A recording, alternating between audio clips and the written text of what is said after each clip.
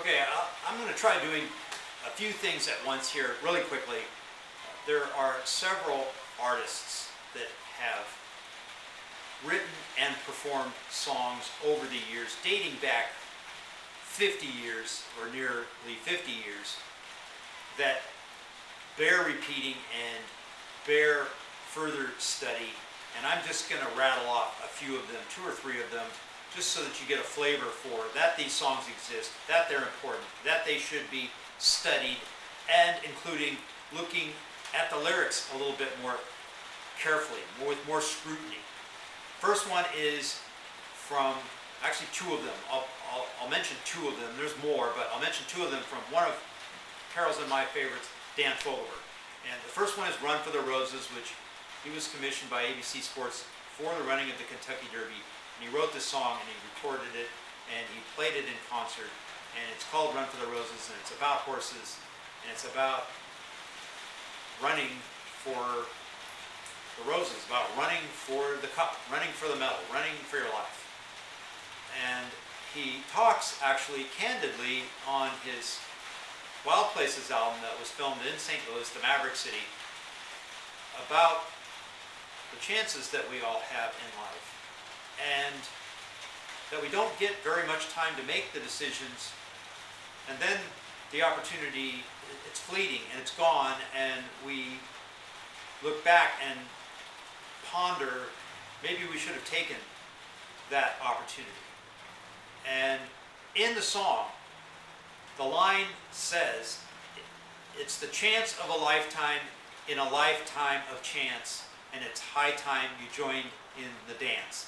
And he's writing that line about the horse that comes from the fire of the mare and the strength of the stud, that is on its way to participate in the Kentucky Derby and see if it has what it takes to win the Derby. But he's also talking metaphorically about what all humans have, which is, if you have read something in your life, and if you have had some kind of upbringing that didn't turn you into a pile of mental goo, and if you are prepared to take the steps to make something of yourself, then you still have a chance to do that. And you don't get another chance at life. This is not a check hike. This is not something you get to do it over again 50 or 100 years from now. You only have one shot at this, and you have to grab it, and you have to run for those roses. Most of these horses, they might only get one shot at the Derby, and then they're never going to see a Derby again. They can't take another shot at the Derby. And in many respects, the kids that come to these talent contests, the X Factors and the Britain's Got Talent and the South Korea's Got Talent and the Holland's Got Talent, the Australia's Got Talent and the Voice and the American Idol, they have one shot. And there are exceptions. Somebody comes back several times and then makes it. But generally you have one shot, and you only have a couple minutes, just like a race, just like a horse race, and you have to take it. You have to take that shot, and you have to do everything you can. You have to sing for your life. You have to sing for your supper.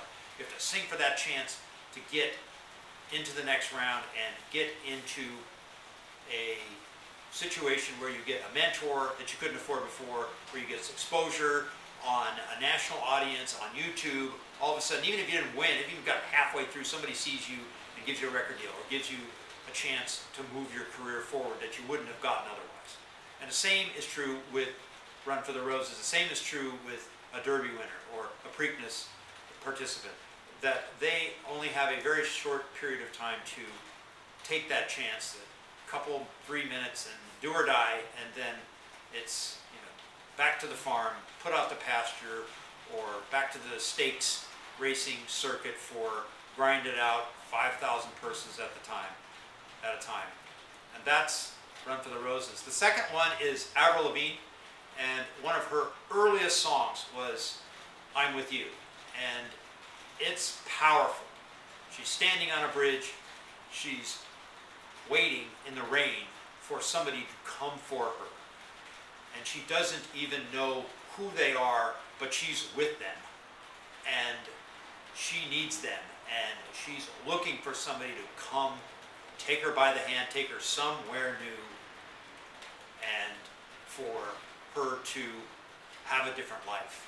And that's a really, really powerful and on-point message for the people that are out there, that people who are involved in recruiting, people who build organizations and teach people how to make money in business and on the internet should listen to and think about and make part of their dogma, their way of operating, their method of operation, their MO.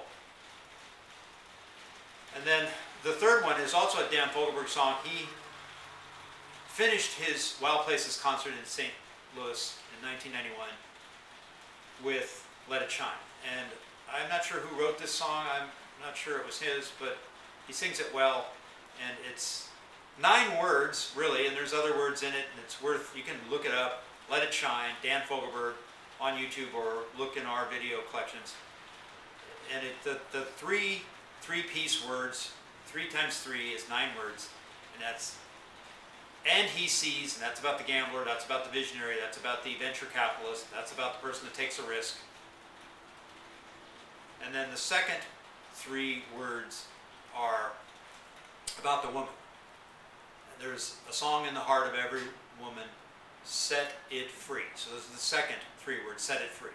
And it's about releasing women from their bondage, which the language puts them in and has for 8,500 years. You'll hear me say 8.5 millennia or 8,500 years or 8,500 years all the time. And that's partly because we're crazy. This is a species that's nuts. And there's a film by Federico Fellini, who's a completely nutter, as they say in the UK, a nutter filmmaker. And he made Roma and he made Satyricon, both of which are completely nuts. But he also made 8.5. That was his film, 8.5. And that's how many hundreds of years since farming, give or take. And so I use 8,500 years as sort of the Garden of Eden, the farming point where we went crazy. We started rule making and started weapons making and started building things, and pretty soon we're building tanks and trebuchets and cruise missiles, and things get really, really dark when you start farming. Before farming, you're pretty good, and you're still pretty much like a wildlife hunter-gatherer, fisher, herder. But once you start farming and you start building buildings and making rules and getting clerics, it all descends downhill. In 8,500 years, that's not very long. That's a eye blink of time in geologic time scales. And so the Fellini 8.5 name of the film, I have no idea if it had anything to do with farming, but to me, it makes sense. So that's set it free. Set the woman free from the language, which is what happens when you start farming. Is the Jefe, the big, or larger and stronger and different chemicals of the 2 genders, the male, writes the characters, writes the language, writes the rules. No such thing as a female pope. Almost no female military leaders, almost no female. We still haven't had a female political leader in 250 years of this country, and it just doesn't happen very often.